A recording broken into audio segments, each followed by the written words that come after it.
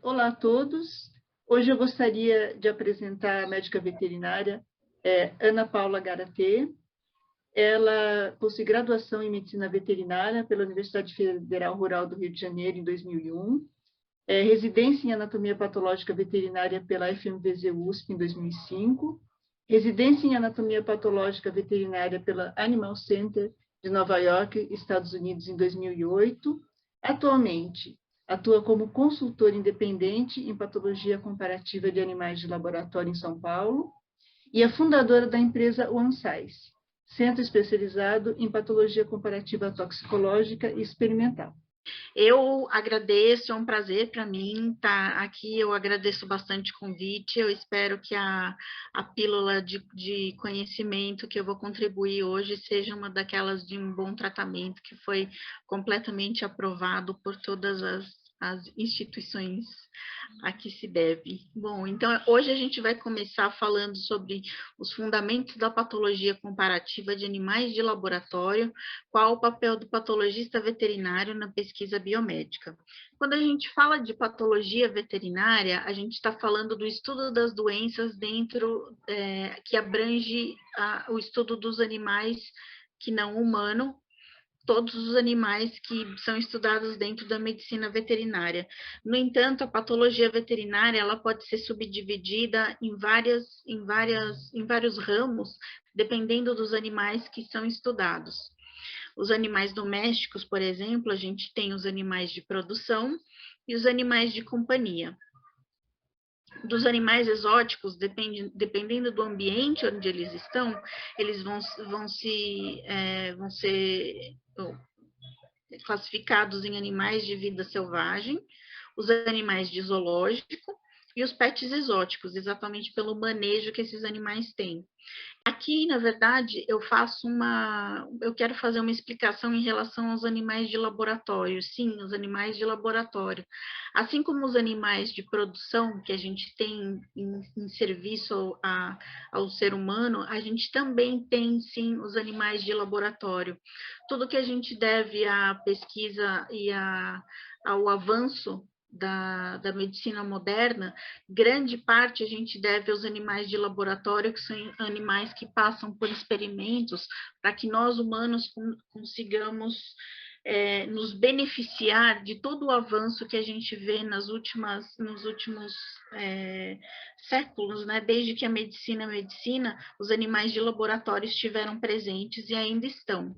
A gente luta para que algum dia a gente consiga fazer essa transição em que a gente não precise usar, mas essa não é a nossa realidade de hoje, né? A realidade de hoje é que nossos experimentos e o avanço da medicina está diretamente ligado ao conhecimento que a gente obtém a partir dos animais de laboratório.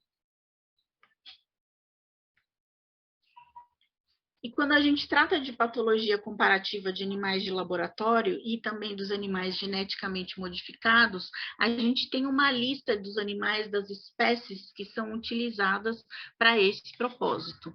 O principal deles é o camundongo, né? Mas a gente também trabalha com ratos, com zebrafish, hamster, primatas não humanos, coelhos, ferrets, dentre outros. Então, o que é a patologia comparativa dentro da patologia de animais ou dentro da anatomia patológica veterinária? A patologia comparativa é o ramo da patologia veterinária que estuda primariamente as doenças de background ou as doenças de fundo dos animais de laboratório, porque sim, esses animais que são utilizados em pesquisa, eles também têm doenças espontâneas, e essas doenças espontâneas a gente precisa conhecer para que a gente consiga diferenciar essas doenças do que está sendo experimentado nesse animal, ou do que está sendo testado nesse animal. Então, basicamente, quando a gente fala de modelos de animais de doenças modelos animais de doenças humanas, a gente está falando de você tem um animal que ele tem a sua doença por si própria e sua doença espontânea, e você tem uma modificação genética e ele vai a partir daí, apresentar outras doenças, e você deve ser capaz de diferenciar essas doenças. Então, a partir daí, o patologista comparativo, ele trabalha com esses animais que são modelos de doenças humanas, são animais que são utilizados para novas técnicas cirúrgicas, para o estudo de novas técnicas cirúrgicas, animais que são utilizados na indústria farmacológica e de implantes, na indústria de biotecnologia, de segurança farmacológica e em testes de toxicidade. Então, o trabalho do patologista vai ser, primeiramente, escolher a espécie animal mais adequada ao estudo. Dentro de cada espécie, escolher a raça ou variedade mais adequada para cada estudo. E ele tem que se fazer ciente da construção genética do animal escolhido. Então, por que chamar o veterinário? E aqui eu falo chamar o veterinário, o patologista e o clínico veterinário. É importantíssimo isso. O clínico veterinário e ambos que tenham experiência na medicina de animal de laboratório. Por quê? Porque esses profissionais são os profissionais que têm a expertise, conhecem as particularidades anatômicas, histológicas, fisiológicas, hematológicas, comportamentais e nutricionais desses animais. São os animais que conhecem as particularidades de raça, sexo, idade, são profissionais que conhecem pontos onde podem haver erros de interpretação e, principalmente quando se trata do patologista, é o profissional que tem expertise em patologia comparada. Qual a importância do conhecimento detalhado do animal escolhido? Na pesquisa biomédica, aqui a gente deve entender 4 níveis do porquê é importantíssimo você conhecer muito bem o animal que você escolheu. Primeiro, as características normais. Cada animal tem suas características de anatomia, de histologia, de fisiologia, e você precisa conhecer todas essas características para poder interpretar um experimento que vai ser feito along the way, digamos assim. Segundo, as doenças de background. Cada espécie, cada uma dessas espécies tem o seu set de doenças. Então, você deve conhecer todas as doenças de cada uma dessas espécies para poder diferenciar do experimento que vai ser feito mais à frente. Em terceiro, os resultados da manipulação genética. Além da doença espontânea, você vai ter uma manipulação genética nesse animal, então se você vai fazer alguma inserção ou deleção de algum gene, você já está mudando a biologia daquele animal. Então, algum resultado você vai ter disso, e isso você vai ter que assimilar, sobrepondo-se ao que o animal já apresenta espontaneamente, sem essa manipulação, para poder interpretar esse experimento. E, por último, os resultados de experimentos, ou seja, além da manipulação genética, você pode ter um experimento sendo feito nesse animal. A gente tem um exemplo bastante bom mais para frente de um animal que passou por manipulação genética mais experimento. E esses 4 níveis são a chave de você obter resultados legítimos, confiáveis e reproduzíveis. Acontece que o profissional que conhece melhor esses 4 níveis que a gente comentou é o patologista veterinário comparativo. Então, para você ter os resultados legítimos, confiáveis e reproduzíveis, seria o ideal você ter dentro da sua equipe um patologista veterinário comparativo. O patologista veterinário comparativo, ele é um profissional que deve ser formado formalmente. Ele deve ser treinado formalmente. Infelizmente, através do Brasil, a gente até tem uma demanda desse profissional, mas a gente ainda carece um pouco de treinamento dentro das próprias residências em patologia veterinária.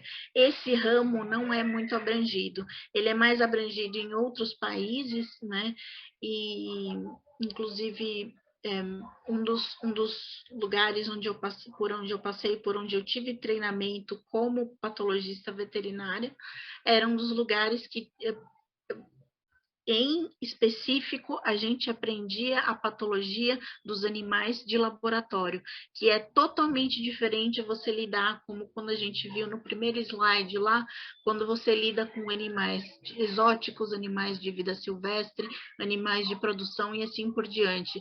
Como cada um daqueles set de animais tem a sua especificidade, assim tem trabalhar com animais de laboratório.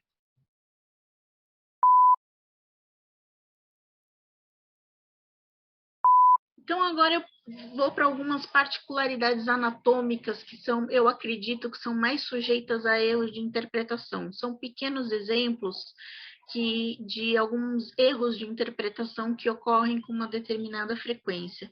Por exemplo, em camundongos e ratos, o fígado, eles têm os hepatócitos de camundongo, especialmente, eles têm um aspecto atípico por conta da poliploidia das células, mas em nenhum momento você deve pensar lesão pré-neoplásica ou lesão neoplásica. Aquilo é a carinha mesmo do hepatócito do camundongo.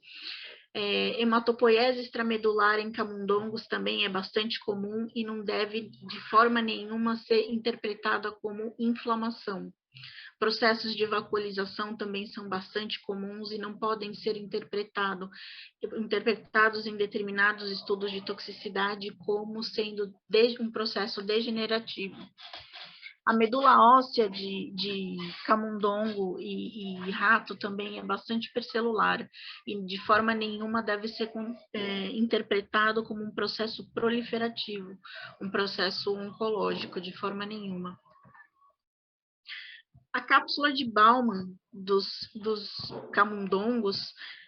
camundongos machos tem um epitélio bastante espesso, que em medicina humana, quando você vê esse epitélio, é uma lesão que você chama de crescente. Aqui, nesse caso, não é uma lesão, é uma particularidade anatômica do camundongo. Infiltrados linfohistiocytíticos através dos tecidos dos camundongos também é super comum e não deve em nenhum momento ser interpretada como um tipo de inflamação. A nefropatia do rato senil é também de alta prevalência em ratos e não deve em nenhum momento ser interpretada como isso daqui é o meu experimento que está causando isso, é o meu experimento que está trazendo isso, de forma nenhuma. É uma doença de background do rato. Aqui, para exemplificar, para ilustrar, a gente tem uma secção de fígado de camundongo, onde a gente tem uma pseudo-inclusão. Bem no centro, a gente tem um hepatócito que está totalmente circundado por células hematopoéticas imaturas, então a gente tem hematopoiese extramedular e não um processo inflamatório, e bastante comum a gente tem diferenças de tamanho de hepatócitos e de núcleos, ou seja, anisocitose e anisocariose, e isso não significa uma alteração patológica, é nada mais do que o aspecto fisiológico, o aspecto normal do hepatócito no camundongo. O porquinho da Índia, Cavia porcellus, uma das particularidades é que ele tem as células de Kurloff, que são as células NK dos porquinhos da Índia. Essas células sabidamente têm efeito citotóxico em células leucêmicas in vitro e não surpreende que esses animais eles têm baixíssimo grau de neoplasia.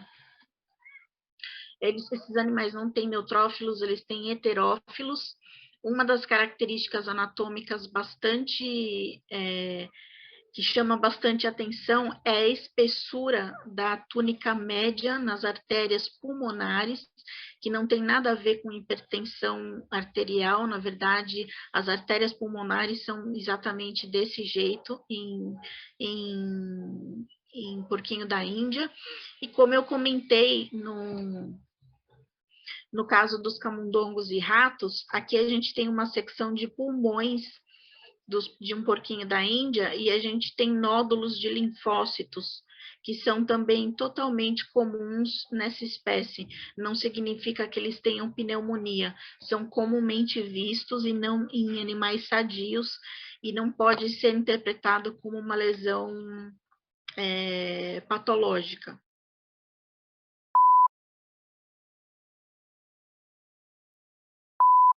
Em primatas não humanos, aqui, pelo menos nessa foto, chama bastante atenção.